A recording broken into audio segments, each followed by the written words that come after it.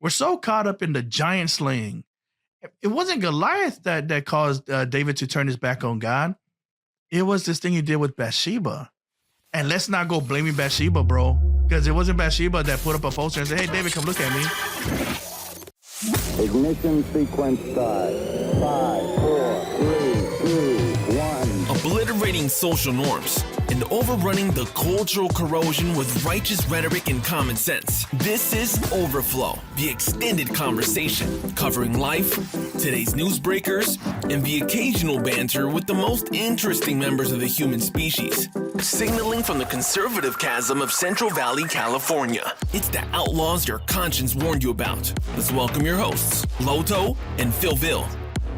What's going on, everybody? Welcome to the home of the lightly snowed Central Valley. It is episode number 30. Oh, man, that's crazy. 30. Amen, bro. Man, PhillVill, how you doing, bro? Great. Okay. Great to be back in 30. You know, the symbolism of number 30 is tied to balance and equilibrium. Yeah. Okay. It encourages you to find balance in life. I don't know, both physically and emotionally. Kind of deep word, the number 30. Yeah. Awesome. Thank you, Philip, for that horoscope reading. That's awesome, bro. Doesn't it sound like kind of like that spirit, but that was random. That's from Google. I have no idea. I thought you got out a fortune cookie or something. Yeah, and I was trying to figure out how to say 30 in Samoan, and I cannot pronounce it. You said it earlier. It would Tolu Sefulu. Tofulu. Yeah. Okay. Almost. Yeah. So man, 30. I was actually thinking of a movie as the word 30. Oh, yeah, that's right. You're one of your favorite movies, right? I'm still kind of hurt that it wasn't in the top 5. It was like at the Not bottom even the top of the 10. list. Yeah, it was like what number in the world? 15 or 16. Yeah. Some of those lists. That's 13 going on 30. Yeah, that's just a fun movie. Maria likes that movie. You know, I watch it when she watches it, but it's a really cool throwback, right? Yeah, you know, Jennifer got a lot Garner. of good. Yeah. You know, but speaking of, you know what, man, before we go on, man, let's give the show drip, bro, because we got an awesome show. Great lineup for today. Some topics from the crazy appearance from Woody Harrelson. They actually calling him crazy on some sides on SNL. Mm-hmm. And then, of course, the conspiracy theory that is no longer a theory, but proven from the DOE. And of course, we'll be talking about some pop culture. Marky Mark is in the news, talking about his faith. And there's some things happening in Hollywood and a lot of other things we want to touch bases on, and some major wins for parents, girls sports. Praise the Lord. And of course, for some kids. Yeah. And we'll talk about that and a whole lot more on the show today. Yes, awesome. Thank you, bro. You know, and speaking of 13 going to 30, we finally got to watch a movie that I know Ely and Ria's been wanting to watch. It was the Whitney movie, bro. The Whitney. I Want to Dance with Somebody. Oh, that's right. I keep on forgetting that. I put that on my list, but I keep on forgetting about that. Yeah. Did it do it justice for Whitney? For the parts that I watched, I was kind of in and out. I was in the middle of some things, but no, it was good. To be honest with you, bro.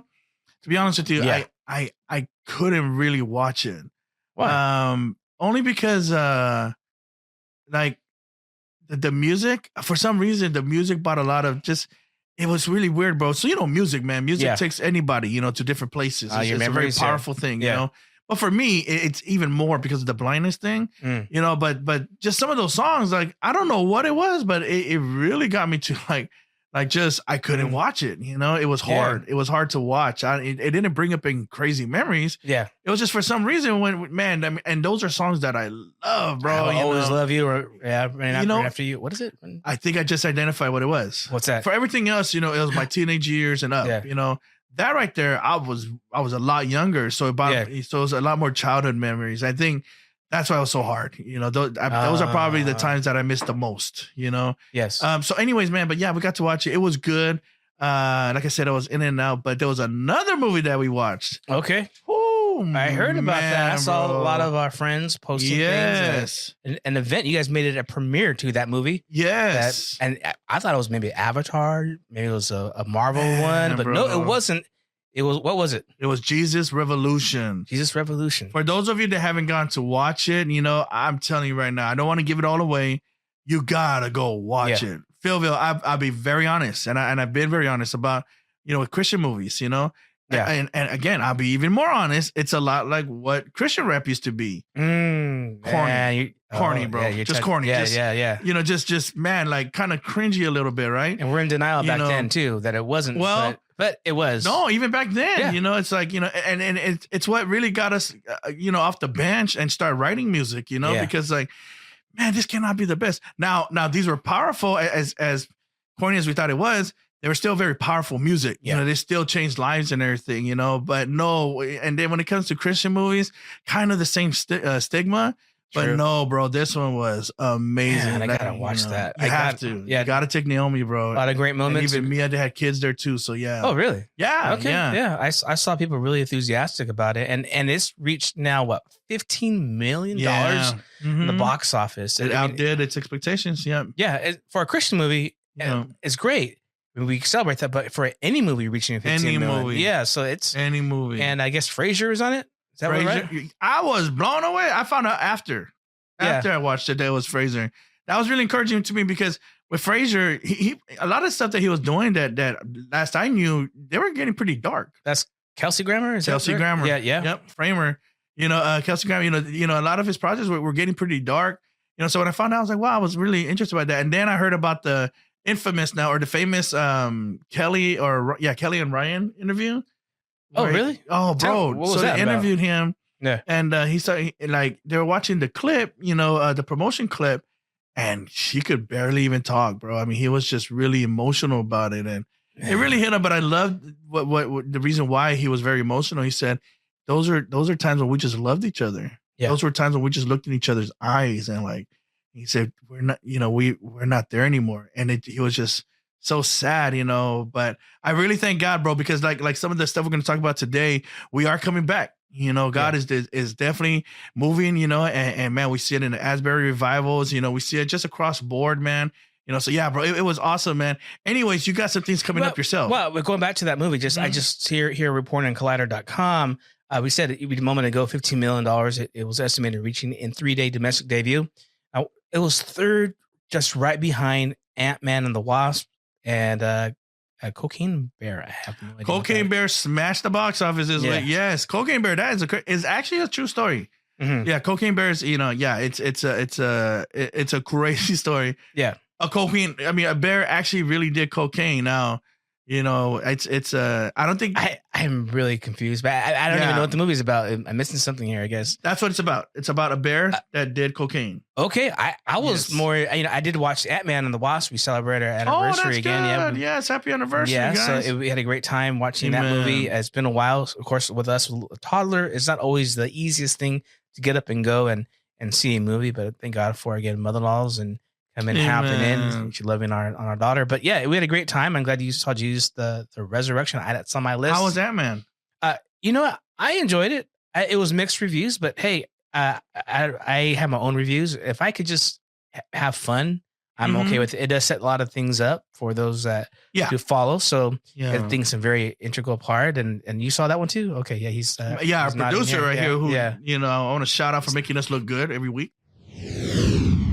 And you were talking about some time you had in prayer. You had a prayer event. Yeah. What was that about? Oh, we had on Saturday, Pastor put a Empower Your Prayer Clinic on Saturday morning. And man, it was just some powerful stuff. Matter of fact, I think I'll share about that more, you know, towards the end of the show. But it was a very, very powerful time, bro. And it's so crazy because, again, man, I've been serving God, man. Been saved for 28 years, you know.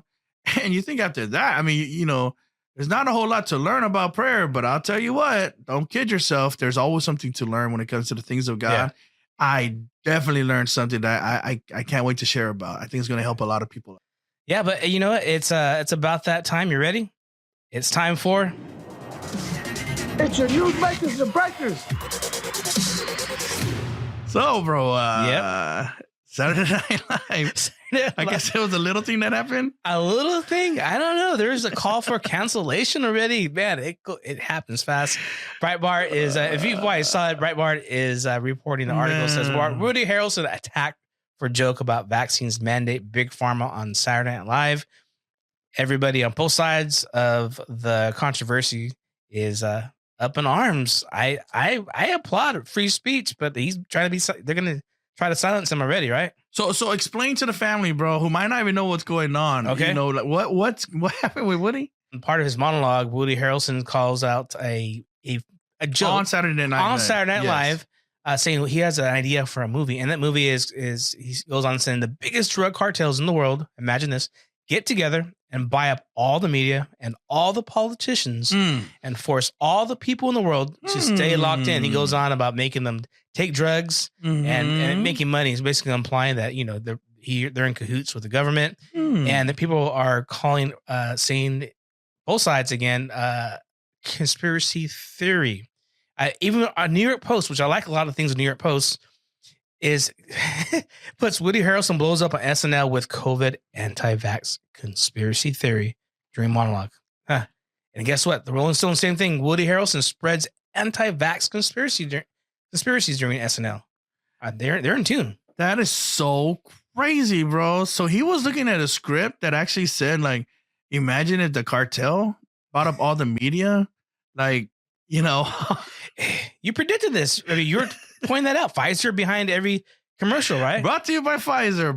I wish. Oh gosh, bro, I forgot to send you the clip. There's a video that someone made, and it has all of those clips back to back for like 2-3 minutes, bro. Sponsored by Pfizer. So yeah, this is crazy, man. It's really encouraging to see this, bro, because we're starting to see the page turn, but it's like They want the page to turn so that they don't have to deal with the accountability. I'm sorry. No, get ready for the accountability. You know, Woody Harrelson, I'm pretty sure I don't agree with all of his politics, but my goodness, this was pretty bold, brother. Yeah, it was funny. I mean, he made a joke. I can't even do justice, but he was talking about, he's purple. He's red and blue, kind of in the middle, like he's for Second Amendment, a pro-gun, but the blue side of him is like more for water guns. So I'm like, okay, all right. That is funny, bro. Yeah. I've always liked Woody Harrelson, though, as you know, with his project, his Cheers shows, Cheers, all the way from Cheers, bro. And, you know, I was thinking yesterday, like, who would have ever thought Woody, the guy from behind, you know, the bar on Cheers, would make such a humongous splash like he did this weekend, you know, on SNL. So big ups, you know, to Woody Harrelson. I'm not sure if he meant to really call them out, because at the end of that little thing he said, you know, I think he tried to make it sound dismissive, you know, but it's too late. The cat's already in the bag. We're going to see a lot more things, family, come out on this whole COVID thing and all that. So just be ready, get some popcorn, because it's about to get very interesting. Hello, Tony Fauci.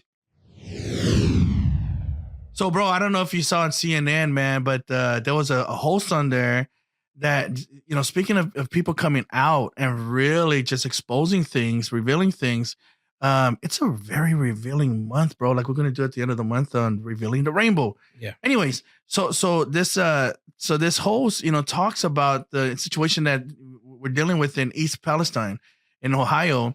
And she's talking about the way that, you know, people are being treated because of their presumed political, you know, persuasion. So let's go ahead and look at the video and see what she has to say. It's really powerful, bro. For the neoliberals who say that the residents of that area deserve what they are getting because they voted for President Donald J. Trump, it is abhorrent. This is about poverty. This is about poor working class white people who are enduring some of the same things that poor working class black people endure, whether it's Flint, Cleveland, or Jackson, Mississippi. And so I want to lay it out. The cultist behavior in politics right now, it is a sin and a shame that when people are suffering to this magnitude, you got people who will fix their mouths, to quote my grandmother, to say that they are getting what they deserve. What they deserve is clean air, clean food, clean water. They deserve relief, both in the short term and also in the long term. I've never wanted to hug somebody so bad. I mean, it's yes and amen. Yes, amen. You know, and she made some amazing I mean, what do you have to say about that, bro? People's safety, family safety, kids' safety, our neighborhoods is not a right or left thing. It's humane. It's human. It's compassion. They're crying out, help us, and nobody is there in the power of the government to help out. They're out there spending a lot of money other places, and they're crying out, please help us. I love the purity, you know, in her heart and in her voice as she's, you know, really pointing this out. Very brave, very courageous, when it comes to us and our side of things, let's also be have the same courage to call out our own folks, because she's clearly calling out her, well, I can't just assume what her political affiliation is, but this is on CNN, and I'm just really glad, bro. She stepped up and she called, a spade, and you said it. These are things that transcends politics. We're seeing this about the government shutting things down. For a long time, we saw in 2020, way back when, there was a lot of things shut down on the internet, on social media. You can even have the right point of view on news to discuss where did the COVID come from. Mm-hmm. And now all of a sudden, there's a lot of reports from the media, even ABC News. COVID origins most likely, lab leak agency reportedly says most likely. And NBC, watch this. U.S. Energy Department assesses with low confidence COVID may have originated from Chinese lab leak. Yeah, man, it's just like all of a sudden, I got to read this one. CNN, U.S. Energy Department assesses COVID-19 likely resulted from lab leak. Further, U.S. intel divided over virus origin. Loto, they're silencing us back then, and it's revealed. Yes. And there was evidence back then. There wasn't something a lot of us talked about. There was you saw on Tucker, the whistleblower. Mm-hmm. They didn't want to talk to her. She's from the Wuhan lab. Yep. There was a lot of whistleblowers actually, that weren't allowed to speak. And it wasn't that they were silent, because bro, these people were not silent.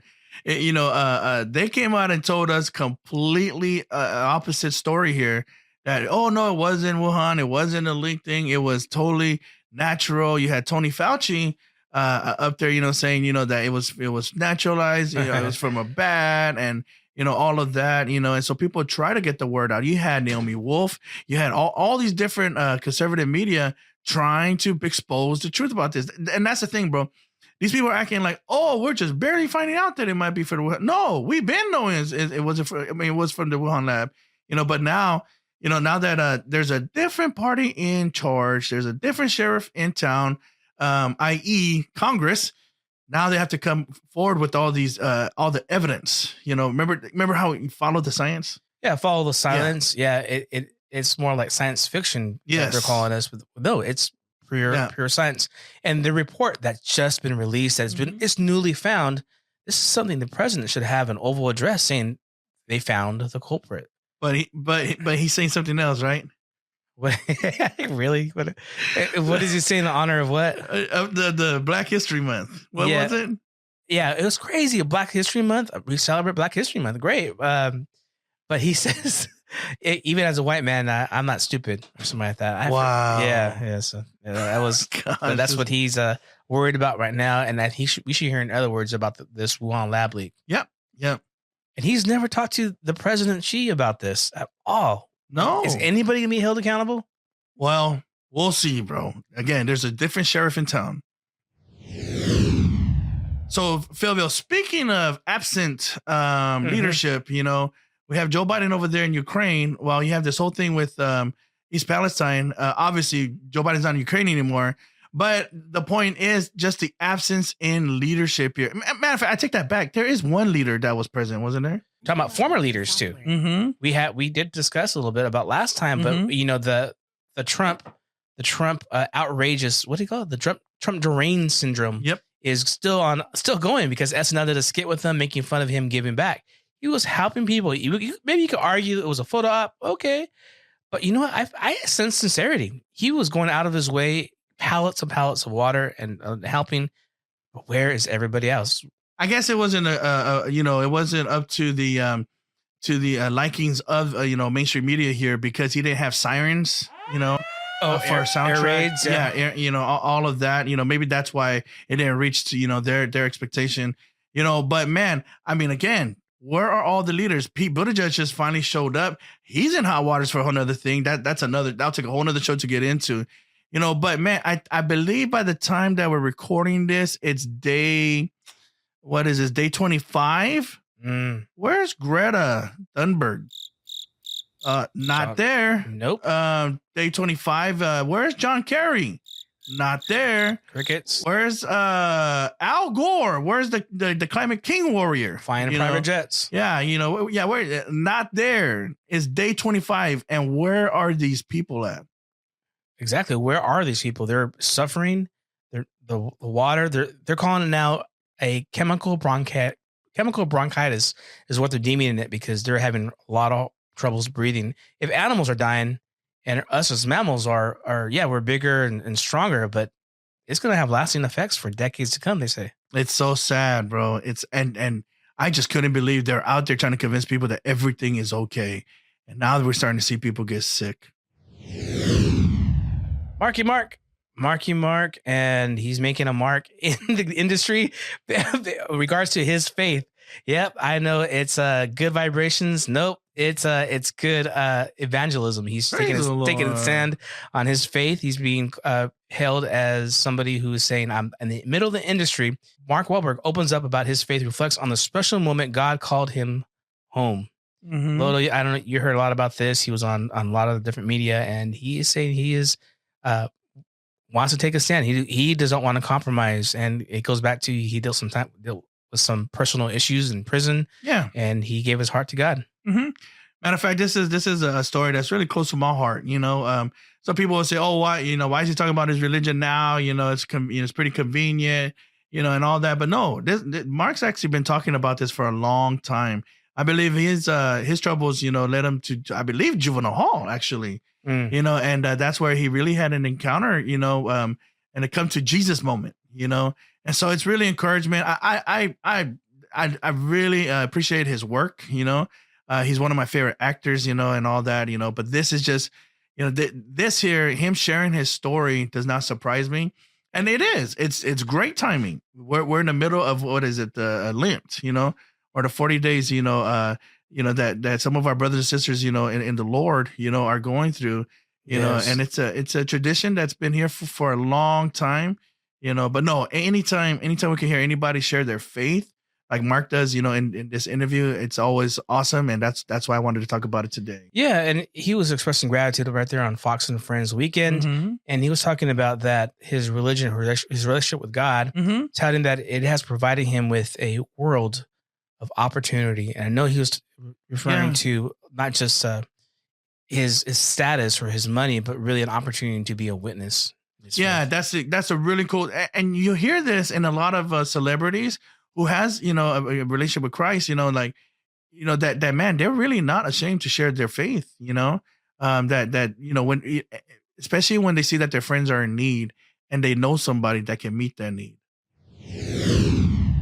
And there is a rivalry taking place in Hollywood. The great or the infamous, famous multi-million followers on Instagram and social media, Haley and Selena, the current wife and the current wife, the wife of Bieber himself, and the former long-term relationship he had with Selena. His eyebrow-raising first world crisis is taking place. Loto, you had a lot to say about the music you listen to and your favorite artist. He just said it, bro. You just said his eyebrow-raising first world crisis. Like, really?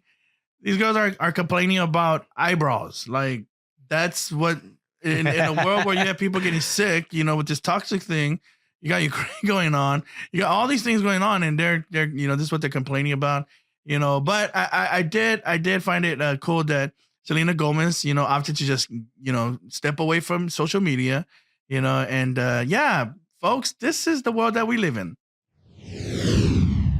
We have some wins taking place here in the United States. We've been fighting and standing and talking about parents' rights, kids' rights, and of course, our kids in sports specifically. And we're getting some wins. In Florida, we had the Disney versus DeSantis battle, and there was a win. They finally passed, and DeSantis got what he was asking for. And this, what this bill is that was signed, was revoking Disney's self-governing power. Mm-hmm. This became on the heels of the great debate on how Disney was interjecting against, they weren't standing for parents' right. Did I say that right? Yeah. Loto, your response to that madness. Big win for DeSantis. This is great. Really a big win for parents there in Florida. Yes, a great big win there in Florida. Mm-hmm. Okay, so another great win in Vermont. Christian high school girls sports basketball team, watch this, forfeits playoff playoff because transgender student on opposing team jeopardizes the fairness of the game yes. and safety of players. Why? Because there is a transgender player on the roster and they forfeited a playoff game. Yes. No, and it sounds like a loss because they took a loss. But yeah, I think the win here is that somebody finally stood up, and not so much, we're again, not standing against transgenderism, but actually standing up for fairness. I know I'd throw a fit myself, bro. If I found out my girls had to compete against a boy, that's honestly, genetically, scientifically, biologically, and practically in every single physical way is a lot more advanced, than our girls, of the same age group. So no, this is a big win because they stood up. Now the sad thing is, Phil, why did it take the girls to finally stand up? Who allowed this to get to this point? And that's the sad part is that now our kids are having to, stand up for these things. They're quoted in saying allowing biological males to participate in women's sport set a bad precedent for the future of women's sports in general. Big win for girl sport. Loto, we have a next story here. It's very heartbreaking, but we can celebrate some things. Yeah, it's definitely a big win, but also heart-wrenching at the same time. We have an 11-year-old boy who's standing before, I believe it's a school district, right? Yeah, and he's making a point. He's making a statement. And really, again, why are we leaving these kids to defend themselves? But here's an 11-year-old, and we got to warn you, it gets pretty graphic. We did do our best to clean things up, but I think you'll understand why.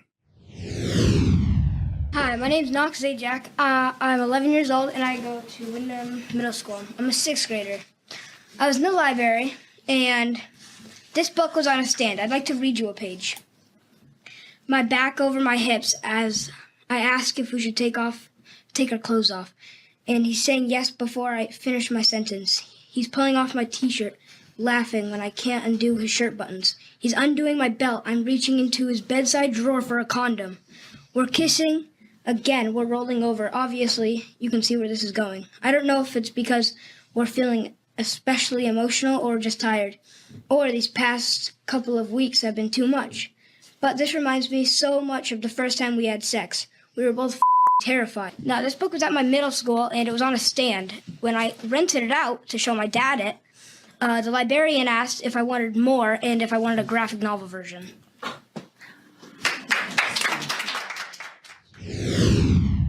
That's pornography right there in our schools. And he asked if he wanted the graphic novel of it. Again, mom and dad, young people, it's very sad because why is it at this point? Why are we still talking about this? When does it stop? This is something we've been talking about for half a year already, since the inception of this show, actually. We've been addressing these things. And now we're at the point where an 11-year-old, to make the point even more clearer, has to get before the school board and actually read this book for himself to make the point. When's enough? When are we going to be done with this? Like, when? We're talking about books.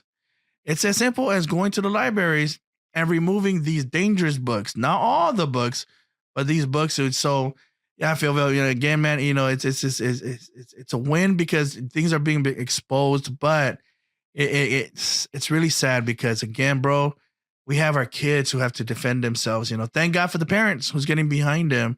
But why are we still talking about this? We should not have to talk about it, but it should make parents upset to fight. We should use this as to take a stand. I mean, we could go down and just over and over, but what can we do for our kids? And the thing is, also, mom, dad, you heard what he read. You heard it. How does that make you feel? It is totally not okay. If it is not okay for you to hear this kid read something like that over the radio, why do we still allow the books to be in the libraries? Again, PhillVill, when are we going to step up to bring an end to this already? Breitbart is reporting Tennessee legislator passes bill to ban medical gender transitions on children. Awesome. And this is a huge win. Yes. Why is it? Because they're blocking the actual blockers of puberty. They're blocking the hormone therapy, the surgical operations, and we just call them mutilations here, right? Yeah. And they are now signing that. And there's people, the other side, I mean, they're saying stuff like, well, we're not affirming them. No, we are reinforcing our values of our family and our kids. And there's that's just one right there, but it goes on beyond that, because Tennessee's same, I don't know if it's the same bill, I'm not sure about that, but passes a bill to ban drag shows in front of kids. So all of that skin showing, everything that's happening, the grotesque strips and all the things that we wouldn't let our kids. Big win for parents. Amen. Great that for parents. Yeah. Yes. That's what I'm talking about, bro. Right there. Brings that stuff to an end, you know. Man, thank God. Right on, Nashville. Well, that's it for... It's your news makers and breakers. Man, wow, PhillVill, amazing newsmakers and breakers. You know, there's an event that we have coming up, PhillVill. We mentioned it before, but I think we should push it a little bit harder now that we're getting closer to it. On March 25th at Cornerstone, we're putting on an event. It's called Revealing the Rainbow. This event is definitely addressing this issue with transgenderism. And it's something that we've been praying for a long time. And Pastor, man, he's put together a great event to really help us to get a better understanding, and then also on how to navigate, approach, you know, and really how to respond, you know, to this issue, you know, because a lot of times if we don't understand something, our response is probably not going to be the best. All in all, PhillVill, we know, you know, like we talk about Kingdom Talk all the time with Dennis McCord, you know, that, man, our response should always be done in love, you know. But I'm excited about this event. It's going to be a very powerful one. Matter of fact, it's going to be powerful because of the guests that we have coming, brother. Yeah, it looks like a great lineup. I love it says Revealing the Rainbow. I love the tagline, the dark side of the rainbow. Yeah. Some great speakers from Jeff Dillman. He's a former homosexual married with 3 kids. Yep. He's a pastor and an author. And then there's here from the Valley, here Central Valley, Chloe Cole, former transgender male, biological female. Yep. And then Kevin Witt, is that correct? Kevin Witt, former transgender female, biological male. And then Chris Olson, former Lesbian Ladies Professional Golf Association. Yeah. So it looks like a great lineup. It's here in the Valley. It's great that people are shining the light, and Pastor Franklin and Cornerstone always does a great job in bringing the forefront the issues of what's happening here in the community. Praise God, bro. Thank you for that information. You know, Chloe Cole, she was that one, Phil, that we spoke about, you know, months ago, you know, who, man, I mean, her story is tragic. But I thank God, because what the devil meant for evil, God meant for good. You know, now she's out there really exposing the truth and the reality of this life-altering, you know, decision, right? She went through a process in surgery that really is going to keep her from having, you know, from really experiencing motherhood, you know? So yeah, it's going to be a great event. Here's the heart behind it. You know, one thing that I really thank God that Pastor really wanted to make sure is that we get the voices of those who's actually been here. Now, PhillVill, you know, you've never, you know, went through any transgender, you know, affirmation thing. Not that I think, I'm pretty sure, you know, but seriously, you know, and none of us know about this, you know, none of us has any personal experience. We have, you know, in proxy, you know, we might know people, you know, but Pastor wanted to make sure that he brings people, you know, who can share their own experiences. That way you can hear it from them, you know, and they can share with us, you know, what it's like, you know, and help us, and, you know, to be better ready, you know, to really love on people who are in this situation. I was at an event in Selma. Pastor Franklin spoke there at with Dennis McCord. Crisis in the Classroom. Crisis in the Classroom. Yes. So Jeff Dillman was Pastor there. Jesse, yes. Yeah, he spoke. And so he shared his story, and a massive, powerful testament. I think what this event does, and coupling with that one, is showing how to live in a world where we're not of the world. You know what I mean? And we're being a light. And how do we address these issues? How do we love them, like you're talking about? Yeah. How do we then prevent our kids from being not indoctrinated into the wrong side of, or being indoctrinated into this wokeism? It's so easy a word to say, but just this indoctrination of just anti-God, anti-Christian values. Praise God, bro. You know, it's so awesome, right? Yep. There's this I don't know if you heard of it, man, but there's this whole big thing about national divorce. That the rest of the America is giving up on New York and California because we're so dark blue, and so liberal that we're beyond salvation, I guess. But it's right here in the heart of California that we're having this conference, bro. And it's so awesome, man. I'm so excited about this. It's going to help so many people out. But I love the fact that it's right here, brother, in the conservative chasm of California. So, man, speaking of conferences, and Pastor PhillVill, like I mentioned earlier, family, I got to be a part of Pastor's Empower Your Prayer clinic. And there's something that I walked away with that I want to share with everybody, something that I learned. Pastor talked about quite a lot, as he would during the prayer clinic. Talked about we walked through the Our Father which art in heaven prayer. Many people call that the Lord's Prayer, when really it's more appropriately, it's the disciples' prayer, And then when we got to, the part where lead us not to temptation, but deliver us from evil, Pastor started going into talking about the armor of God found there in Ephesians chapter 6, 13, through 18. Talked about the buckle of truth, talked about, the breastplate of righteousness, the helmet of salvation, the sword of the spirit, shield of faith, and then shodding your feet with the preparation of the gospel of peace. Phil, there's something I want to share with the family that I think is going to be a great tool, because it's something that I really didn't appreciate. And it's this, the shodding of your feet, or putting on the shoes of the readiness of the gospel, as other versions describe it, right? And so whenever I used to read that, I realized it had to do with preparation. So I didn't really realize how much until this last weekend. When he was talking about, about the shield of faith and all those things, I love all the pieces of the armor of God. But this weekend, I walked away with a little bit more appreciation for the shodding of your feet with the preparation of the gospel of peace. Bro, for the most part, man, when it comes to struggles and when it comes to things I deal with and all that, it's not so much the giants, Phil, in my life that I have a hard time with. Well, the hardest time with.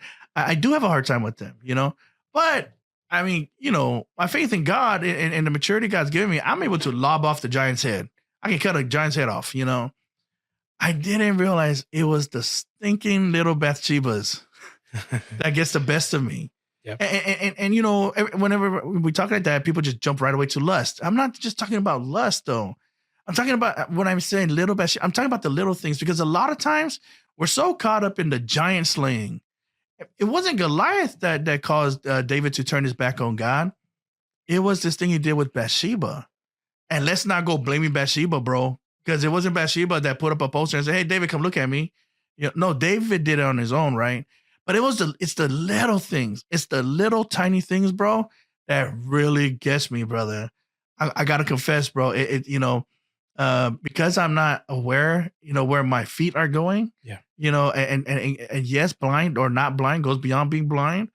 I stub my toes. And I've always realized that. When I talk about shodding of the feet, preparation for gospel peace, it's to keep your toes from getting hurt when you stub it, right? Yeah. But I caught what some of those dirt and some of those rocks are for me. What some of those things are for me that I stub my toes in that I really didn't pay attention to. And it was when Pastor said at one point in the clinic, he said, people are going to offend me. He said, there's things that people are going to do, and I might be offended. He said, so I learned in my prayer time to be ready to forgive. Oh, bro. Man, yeah. That really just rocked my world, man. And it just brought the light. And then even more so when he started talking about the armor of God, because when he said that, I was like, you know what? That's what I need to do. But then when we started talking about the shoes, right? And man, the Holy Spirit at the same time was talking to me about this, it's like, Loto, that's your problem. And I started thinking, I was like, you know what? That is so true, bro, because I could be getting ready for an event, Phil. And I know it's going to be a powerful event. God's got me ready. I'm ready to go. But bro, I'm ready to go execute whatever needs to be executed. I just wasn't ready for the attitude so-and-so was going to throw my way. Ah, that's so true. Those of us in ministry to get that. Yeah. Go ahead, bro. Talk about it. Oh yeah, and then maybe it was me giving you the attitude or something. Oh, anybody, yeah. Anybody. But my point is just like I love that you said, what was it? It's not the giants, and I love how Paul says it was in 2 Corinthians about the thorn. Thorns and the thorns in the flesh, and it was giving me. What does he say? Giving me in the flesh a messenger of Satan to harass me, to keep me from being conceited. I think that's what it is. It's just like I'm about keeping ourselves humble. But I love what you said about the readiness. I wasn't there at that clinic, but that is powerful to be ready and watch out for those thorns. And the Bible talks throughout so many places about the thorns, and I love it also too in Luke 8:14.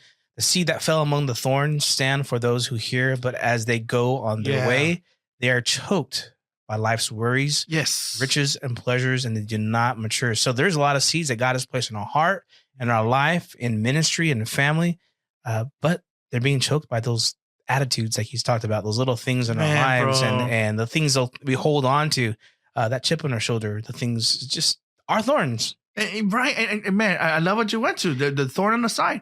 Again, so this is Paul who went through shipwreck. Who got beat, with the inch of his life, literally. I mean, man, he was left out in the open water. And he knows, no, it ain't those things I'm worried about. It's this little thorn on my side, And it's those little tiny things, man. And it's crazy, bro. Like, I remember one time, bro, we're getting ready for a conference. And I'm ready to go, man. And man, somebody said something out of turn. And bro, I mean, it just flipped my lid. I'm like, what? I'm ready to go home. I don't want to be here. True, and it's crazy. I mean, just in the flip of a switch, bro. Like, man, I'm done. And I really did go home, bro. I went home, didn't come back, and all because of a little rock, man. I don't care who the rock is. I don't care what the name is on the rock. Yeah, I know better. I know better. I should have walked out of the house with my shoes put on more rightly, like that's up to me. I can't help what people do to me, but I can definitely help the way that I respond to it, And so, man, bro, like realizing this stuff, it made so much sense, bro. And whoo, boy, ever since God just turned the light off for me, I've had to deal with it, bro. Because believe me, man, when I finally caught on, now it's like I'm bobbing and weaving, like nope, I'm not letting it get to me, So, but I wanted to share that with you and with the extended family because. My guess is I'm not the only one dealing with the little rocks. My guess is you're not the only one with the thorn. Yeah, it's the thorns and they're so real. Those little things, what kind of putting it, a lot of times our thorns becomes they're so there because that's who we are. That's how we react. That's just my personality. And we justify it and we treat our thorns like little pets. It's, like we hold them so sacred that people try to call us out on our thorns and we don't want to deal with it and trim it. And then we don't realize we're suffocating the things that God wants to grow in us. Man, brother, that's a whole nother show, bro. Justification, huh? How we try to justify, and we're so double standard, man. Like, we want to go ahead and justify ourselves with certain things that we would never accept from anybody else. If somebody else tried to use the same excuses, there's no way we'd accept it. But man, this was good, brother. This is good. Thank you for indulging me, and on this thing that I've really applied, brother, and it's helped my walk so much. I mean, the clinic was just a few days ago, bro. Yes. And I'm man, my feet are feeling a whole lot better, brother. Get ready. Stuffed. Yeah. So, man, praise God, brother. Well, I think that was a great way for to wrap up a loaded show, brother. Another one, brother. Yeah, it's a great show. Powerful. Just always be ready. Always be ready. And we want to be ready to just take those next steps in our life. And that's a great challenging word for me. Thank you again for joining us. And get the word out, like, share, and subscribe. And we look forward to you joining us next week. And Loto? Amen. Again, yes, like Phil said, join us next week. And for the rest of this month, we had a great month of love in February. We're looking forward, man, to a lot of healthy stuff. Yes, that includes healthy eating, living. So I can't wait to bring our guests in for this month's coming up, brother. Yeah. A great show. Love y'all. Lord bless. You've been listening to Overflow, the extended conversation, obliterating social norms, and overrunning the cultural corrosion with righteous rhetoric and common sense. Thanks for listening. If you enjoyed the show, make sure to like, rate, and review. And we'll be back soon. But in the meantime, hit us up on social media at Overflow EXT. Lord bless, and we'll see you next time on Overflow, the extended conversation.